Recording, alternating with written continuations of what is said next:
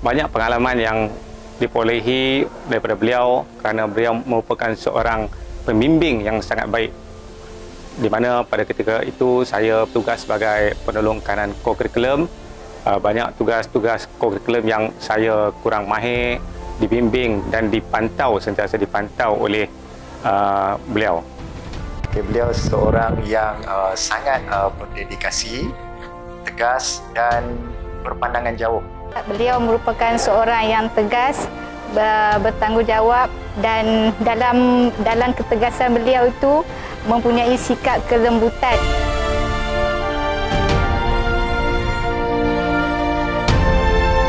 Saya memulakan persekolahan tahun 1 hingga tahun 6 di Sekolah Kebangsaan Permatang Buluh pada tahun 1969 sehinggalah darjah 6.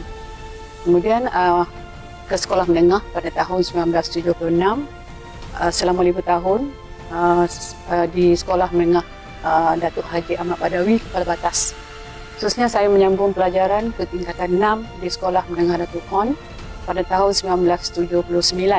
Malangnya saya tidak sempat menghabiskan tingkatan 6 tersebut kerana pada tahun 1981 saya ditawarkan untuk menjadi seorang pendidik.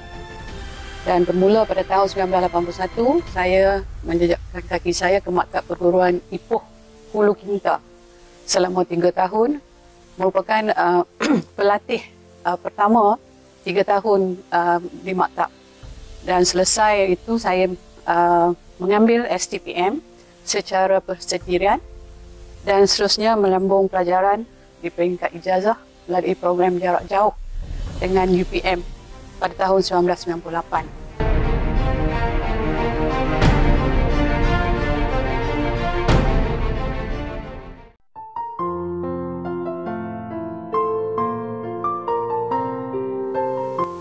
Sebenarnya pengenalan saya dengan orang rumah sini sebab kami sama-sama di maktab yang sama, di Maktab Perguruan Ipoh di Hulu Kinta tu.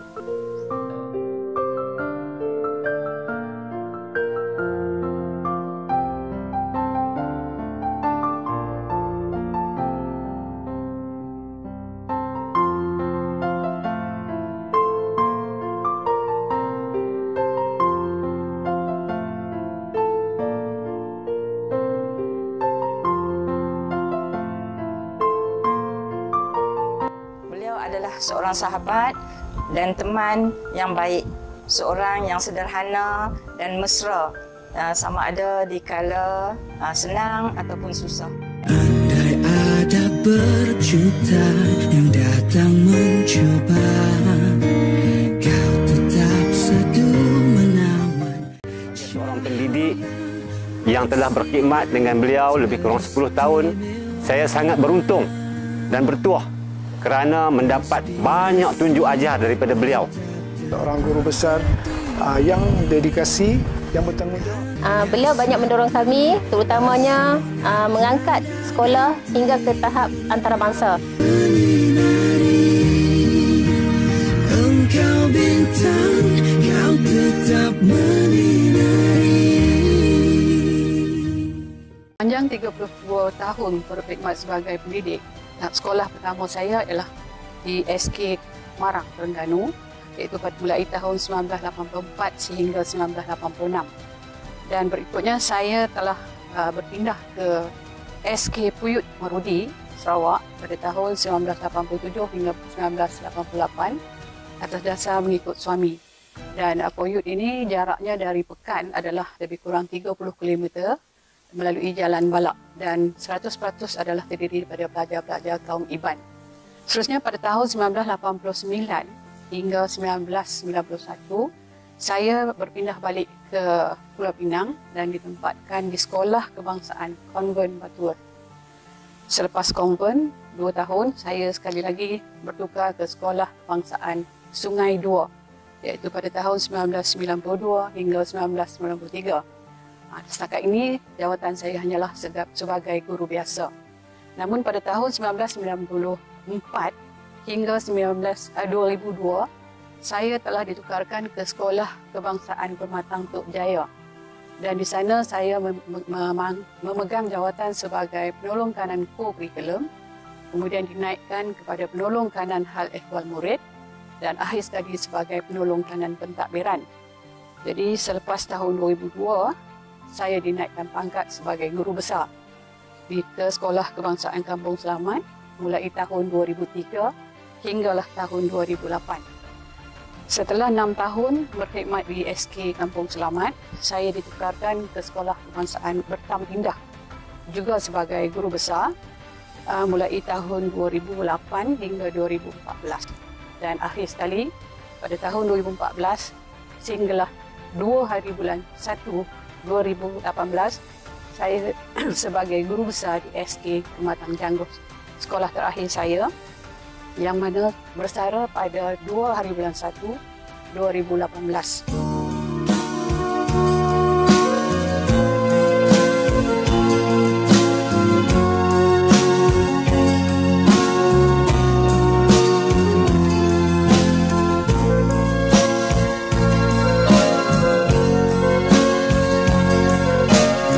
Ini adalah pengalaman yang akan saya bawa sampai bila-bila, di mana semasa saya bertugas dalam satu lawatan penanda aras, kami terlibat dengan kemalangan, yang mana dalam kemalangan itu saya adalah di antara yang agak teruk, dan kejadian itu berlaku setelah saya dipindahkan ke Sekolah Kebangsaan Pematang Janggus. Kisah pilu,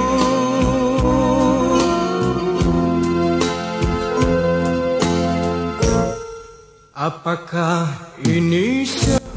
Beliau ibarat sebutir permata yang sentiasa bersinar cahayanya di mana jua beliau berkhidmat.